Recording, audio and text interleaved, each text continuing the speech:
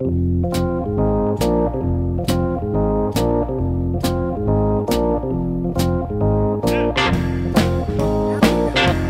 we happen to be in America. We're not American. We are people who formerly were Africans who were kidnapped and brought to America. Our forefathers weren't the Pilgrims. We didn't land on Plymouth Rock. The rock was landed on us. Malcolm X was born into a Christian family in Omaha, Nebraska. When Malcolm X was still in his mom's womb, his house was firebombed by the KKK. After Malcolm's dad was killed, his mom soon went insane and she was locked away in an insane asylum. After his mom was locked away, Malcolm X moved to Boston to live with his aunt. While in Boston, Malcolm X dropped out of school and decided to work. After a couple years in Boston, Malcolm X decided to move to New York City. Here, he started his life of crime, running numbers and breaking and entering. He also got involved in drugs too, and after a couple of years of doing this, he was arrested and locked away in jail. When Malcolm X was in jail, he started to converse with his family on the outside. He was writing them letters when he discovered how badly his handwriting was. So, he made it his top priority to copy down the entire dictionary word for word. Around the same time, Malcolm X's family started sending him letters about a new religion that they were into called Islam. Malcolm X was intrigued by this new religion, and soon started writing them letters to find out exactly what it was. Malcolm X soon gathered up all the information that he knew and made it his goal to join the Nation of Islam, so this is what he did when he got out. After Malcolm X joined the Nation, he soon moved his way up to the top and was soon named minister. After being named minister, he soon moved his way up even more and became a lead speaking role for the nation. The leader of the nation, Elijah Muhammad, soon became jealous and silenced him. After being silenced, he soon left the nation. After leaving the nation, Malcolm X decided to go to Mecca, where he found true Islam. So, when he came back, Malcolm X was speaking a different talk and he was walking a different walk. The walk of true Islam. It was nationalism that brought freedom to the people of Uganda and Tanganyika and Sudan and Somaliland. The Africans didn't get it by sitting in. They didn't get it by wading in. They didn't get it by singing "We Shall Overcome."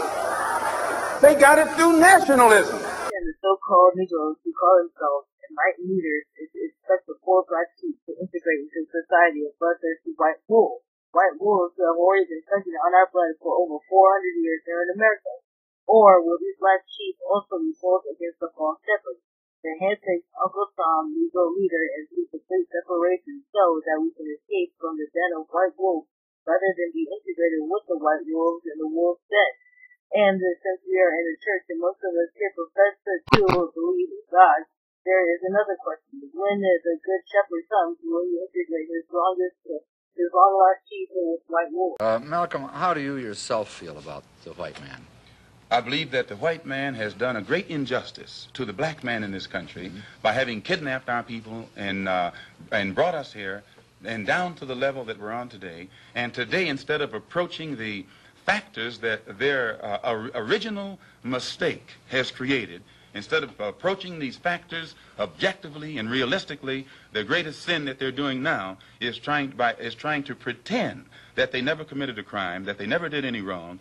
And when the Honorable Elijah Muhammad points out the injustices that our people are suffering, they make that sin worse by accusing him of teaching hate. Elijah, the one whom they said was to come and who has come, teaches those who are Muslims that our white slave masters have always known the truth, and they have always known that the truth alone will set us free.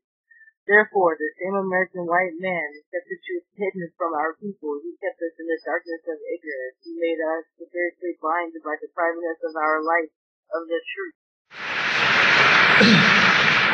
I would like to make a few comments concerning the difference between the Black Revolution and the Negro Revolution.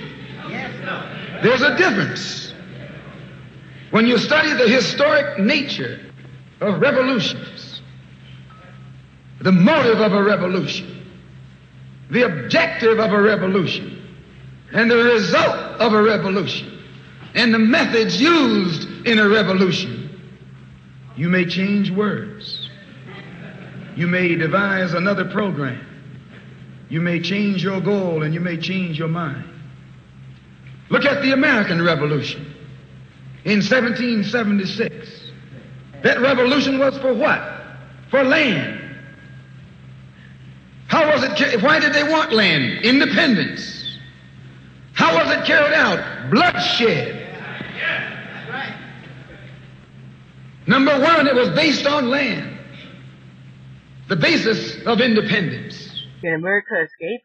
Can America atone? And if so, how can she atone for these crimes? For my conclusion, I must point out that the Honorable Elijah Muhammad says that the segregated theater, that the segregated lunch counter won't solve our problems. Better jobs won't even solve our problems. An integrated cup of coffee isn't sufficient enough to pay for 400 years of slave labor. He also says that a better job in the white man's factory, or a better job in the white man's business, or a better job in the white man's industry or economy is at best only a temporary solution. He says that a lasting solution and permanent solution is a complete separation. I read once, passingly, about a man named Shakespeare. I only read about him passingly, but I remember one thing he wrote that kind of moved me. He put it in the mouth of Hamlet, I think it was, who said, "To be or not to be." He was in doubt about something.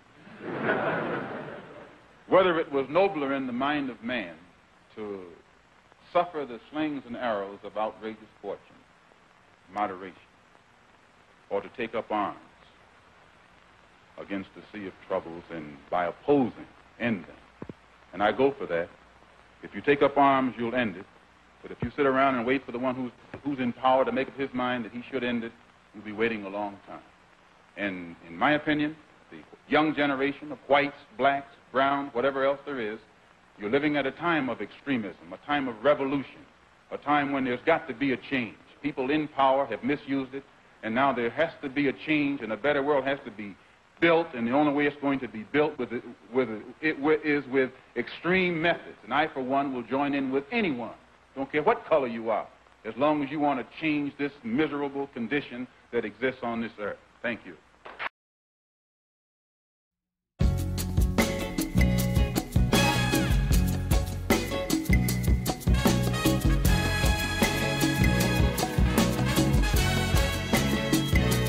Hey, some people are made of plastic.